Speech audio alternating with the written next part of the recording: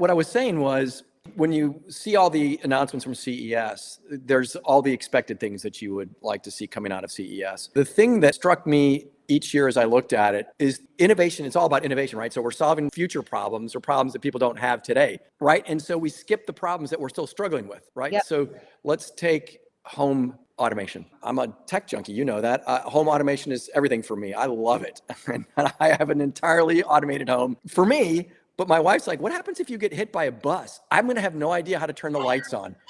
So we have all this AI that's being developed, and it's being built into things, but no one's solved for that problem of how does a person who's not a technophile survive in a home automation nightmare when their in-house tech experts gone, like out of town. Yes. And like my wife sent me a text last night. It has my backyard lights flashing.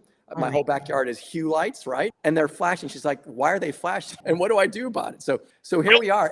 I can't wait to hear your takeaways too on like the wearables, because I know you're about to run this marathon this weekend, right? So I'm so excited to hear. Well, the home automation thing is a nice transition to everything else, right? Yeah. And the whole problem with home automation is ecosystem. What ecosystem are you in? Are you in a Google ecosystem? Are you in the Apple ecosystem? Are you in the LG ecosystem? And so there are so many competing ecosystems. And Matter, if you're familiar with the Matter consortium, right? Matter was an alliance designed to help bring these ecosystems together, make it easier to build an app or device that works across the ecosystems. Well, it still doesn't work seamlessly, right? And so there's a new one now. It's called the Ecosystem Alliance, and they're doing some really cool things. So we still have not solved for all of these things. So you just talk about home automation. Well, that ecosystem applies to wearables, right? Are you an Apple person? So do you have an Apple Watch? Well, I'm a marathoner, and I run with my Garmin and I run with my Apple Watch, and I'm always just waiting for someone to say, dude, why are you wearing two watches, right? It's because How's that happen? I see people looking at my wrists when I run by them. So they do. But some of us who are, the people who are in get it. Like, oh, I get it because I want to close all my rings on my Apple Watch, but the Garmin doesn't really communicate all that data. So you really can't so if you can't choose. And so you're stuck between, and all the wearable stuff is exciting, but then you have to choose. Am I an Aura ring? Am I a Google ring? Et cetera, right? And so they're great, they're wonderful, but they're not too bad for the non-technical person, but they are still pretty tech geek type tools right now. So really we should be waiting for, how does AI help solve some of these things for people who just don't have the time and don't want to learn it? I want it to work for me. I love the idea, but can AI just tell me how to do this? Or can I just ask AI to do it for me? And I think we're still not there. And that's really one of the exciting pieces when you look at what was announced at CES already, which is how we recognize the need for AI to do more, and how much more we have to do with AI to get it there. And AMD came out with an announcement. Do you know what YADA is? Do you know the term YADA? No. It's actually it's a number, right? And it's 10 to the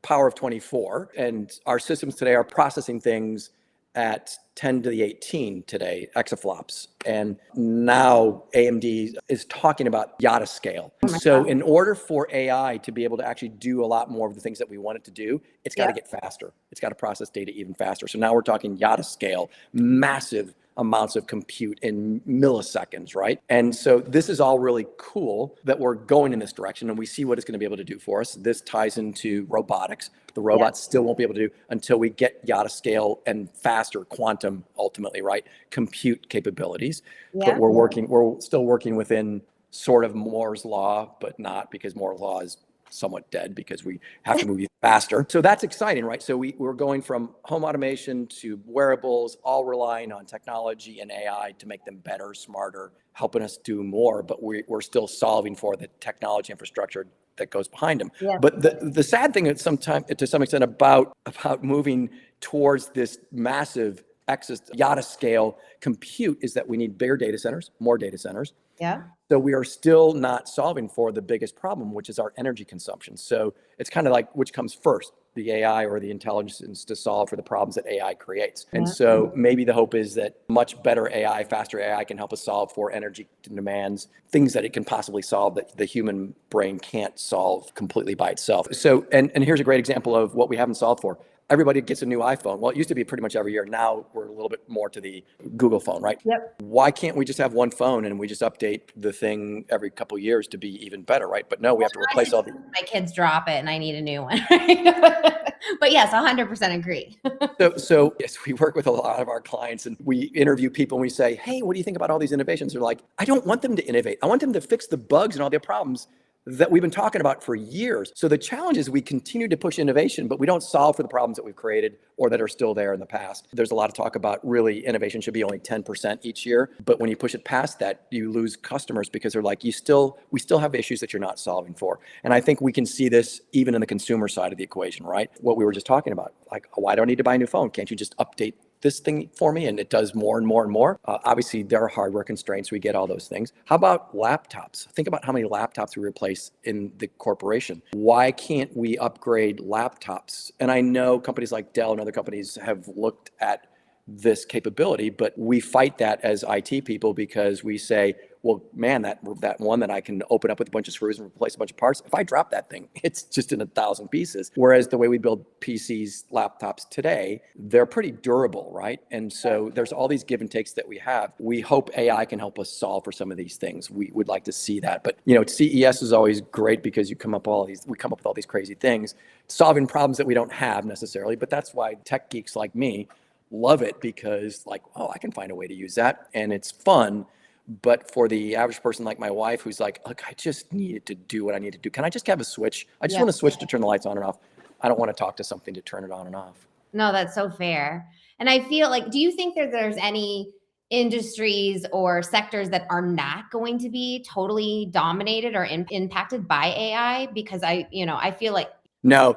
As a matter of fact, it's funny that you ask it that way, because what I didn't talk about is, again, this is when you think about CES, it's all the different categories that are innovated. Health, right? So we talk about true health tech, right? Wearables are great for those of us that track sleep. I track my sleep. I track all my exercise, things like that. But it actually really impacts people who have serious health conditions to be able to see those metrics. And so once again, though, you have that challenge of that is expensive. There's a cost to doing that. So it impacts our healthcare costs in one way or another. So how is AI going to help not only generate new products to make things better, but also to help us use them? Because that ultimately is the challenge, is that technology requires technology expertise or knowledge on how to get things to work. The number of people who get health products and that are on the helpline, tech support line saying, I can't get it connect to my phone. My mother with her hearing aids, right? She's constantly texting me like, I can't hear anything. And I'm like, I don't know your apps. So who does she call? Well, she calls somebody and they don't really help her. And so technology is wonderful, but it's great for technology people. We're still not there. Like, we have 2026 and we're still not there in terms of technology being easy to use. The idea here should be that AI should make it easier to use. Let's have an AI thing that lets you say, configure all my stuff in my house to work and talk to each other, so that I'm not fine. I can pick the device that I want, but I don't care what ecosystem it's in, because I've got AI that can solve that for me really quickly. Yeah. And do you think AI, I think it will definitely accelerate this, but I remember going to CES 10 plus years ago, and you're right, there's so many different like amazing, just cool innovations, but then a lot of times they don't even actually come out because it, can't get off the ground. So do you think that sometimes like it's almost like just over innovating before you actually can, integrate, and I can't think of the right word, but you know what I'm saying? Yeah, I think the beauty of what CES drives is sometimes innovation for innovation's sake, right? Yeah. So to your point, but you know what? A lot of those innovations that didn't work for one thing become the foundation for another invention that actually can change the world, right? So you set out to build one thing, and it's not going to be adoptable because it's just too expensive to produce, but it becomes the cornerstone for new technology. And so I don't think for any reason we should look at it and say that should never happen. I think really that's more about, I think, investors saying, what do I invest in? What's real? What's hype? I think it's great because you can see the hype for what it is, because you look at something and say, why would anyone ever use that? Well, some people might. How much of a marketplace is it? And is it or that's very interesting, and people look at it and say, what if you did X, Y, and Z? I think a lot of the inventors, companies that are innovating are actually looking for some of that feedback. Some of them are just smart. They're building on existing products and solutions, which a lot of these ecosystem players are doing.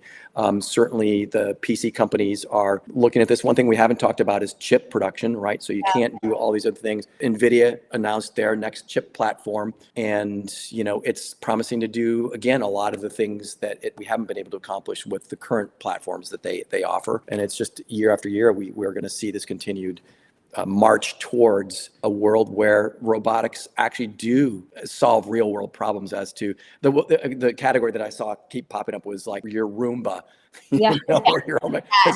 It's like, look, what you haven't solved is this. Great. It can spot things on the floor in front of it, but it sure as heck can't find its way back to its platform because the Wi-Fi signal wasn't strong enough, right? And it fluctuates.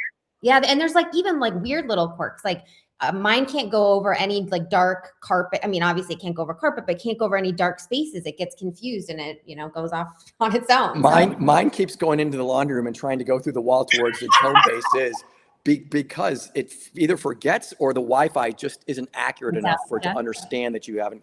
So again, it's all really cool stuff. It's solving not real world problems in a lot of ways, but that's what CES is all about. There are great things that come out of CES that truly will solve world problems. And honestly, when we talk about data center infrastructure and all the things that are happening software and chip wise, NVIDIA, AMD, Intel, Qualcomm, they're all building really new technologies.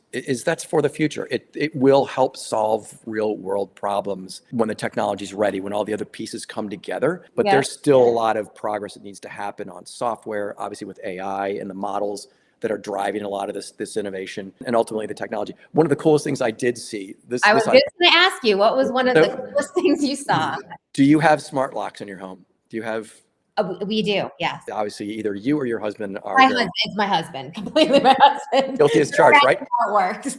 Well, I'm an early adopter. Literally, when the first smart locks came out, I got to have it, right? And I've had ones that got smoked because of lightning in the area, whatever technology-wise and something. But the one thing that drives me crazy is batteries. They constantly require battery changes. And yes, I know we could all wire our houses to have low voltage electricity come into the lock, and we could do like commercial level locks in our homes. We can't afford those things. This thing literally is a lock that is powered by a laser.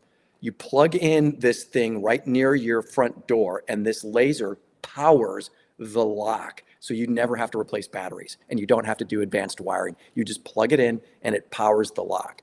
Now, of course, I'm sure there's going to be issues where it doesn't work, but that was brilliant. I'm like, oh, to not have to buy batteries. I had a neighbor look at my battery drawer because my mom was only went to the house and he was helping her do a smoke alarm. And he looked in my drawer because I go to Costco and I buy, packs. I was just going to say, I feel like, I'm an investor in Costco. And so he's like, God, I didn't know I could go to Jay's house and all my battery needs were solved. So yeah, I look forward. That was the coolest thing that I saw is like, because I love the idea of home locks. Smart lock. And the idea of not having to replace batteries is great, but I still haven't solved the problem for my wife being able to figure out how to make it work. Like, I don't know what's going on. That's funny. No, she's like, I know you sent an invite to my app. I just never accepted it. So now I can't get it. Was there any trends that you saw that seemed kind of like almost too wildly overhyped, like where you don't think that it's going to come out? The robotics piece is still interesting. I mean, I can see lots of applications for home health, for people who need assistance and things like that, because we are certainly running into challenges around having, resources to help people who are challenged physically in their home. Right. And I think those are really valuable. I just still feel like, what are the most important things, and let's focus there, and some of the other things. I think it's great. It's hard for me to look at things and say it's complete hype, simply because there's a place for everything, right? Productivity. Into AI for productivity, right? Productivity apps, I love productivity apps and technologies. I think those things are great. Automation, to me, again, they're always things that are almost there, but not almost there. Like here's the one that we'd love to see solved for. How about scheduling meetings? Look, I know the scheduling assistant and Outlook is wonderful for what it can do, but it still doesn't solve the problem when you've got lots of people. And I don't know that AI could ever really solve it, but there are things that we're still not solving, like I said earlier. But I think the hype train, no, I honestly, I haven't, as I looked at all the different things that are there, I'm kind of in all those camps. I've got home automation. I don't have any robotics at home, except, I've got my cleaning, like my Roomba, right? So that's robotics. You got your Roomba. Yeah. It's always just fascinating to talk to you. I feel like you're such a great person because you are so ingrained in the actual technology. So not only what you do for a living, but you actually live and breathe it. And that's why I always love to get your perspective. Oh, my pleasure. Well, that's the thing I love. That's why I've done what I've done for so many years, is because I look at technology and think about it from the perspective of how we can actually make the world a better place. I think a lot of our clients at Radius do as well. It just doesn't necessarily come across that way sometimes, right? If you're you're Cisco and you're building networking gear, not everybody understands the importance of how that networking gear works and how without it we can't do what we do anywhere, right? Or software companies like Microsoft or Google who are building technologies, right? So all of these things do matter and will change the world for the better. Like with AI today, is everyone thinks like AI, well, you can just do that tomorrow, right? It doesn't always work that way, right? We can get further along that path, but it's still to get where I think we ultimately want to get to. I think it takes time. And that's why I love technology, because you get to watch some things revolutionize and some things evolutionize, right? It takes a little bit of time, but it's all important that we continue to support it. And that's what we do, is try to help our clients understand what the marketplace is really ready for, and really helping them focus on priorities. What should we focus on solving first, and let the geniuses in the lab go play with the new technologies. And CES is that place that, again, they get to showcase some of those things. Awesome. Well, Jay, thank you so much for taking the time. Is there anything that we didn't cover that you want to touch on? I keep coming back to the last one of those things I talked about, and I'll say this last, and we can finish this. I still think we got to solve for a lot of the issues that we kind of get lost when we think about this. So data center technology is how do we solve for the energy needs and all the impact that we're having. And again, wherever you stand on this, it's important that we solve for that, because the future is going to need it. And I think we do have a lot of opportunity to do social innovation, which is how do we make sure that we're not only rewarding companies for just general innovation, but rewarding them for actual social innovation. How do we make sure that we're trying to solve those issues, like all the waste that we have from technology? Because technology is great, but technology creates an awful lot of waste. How are we approaching that? Which companies are doing the best job at that? So all those things I think are super important. 100%. And we have the, American Innovation Index, where we actually rank the top companies in pure innovation as well as social innovation. So super important. Soft plug. Yeah. If you want to go check that out. Well, thank you, Jay, so much. I appreciate it.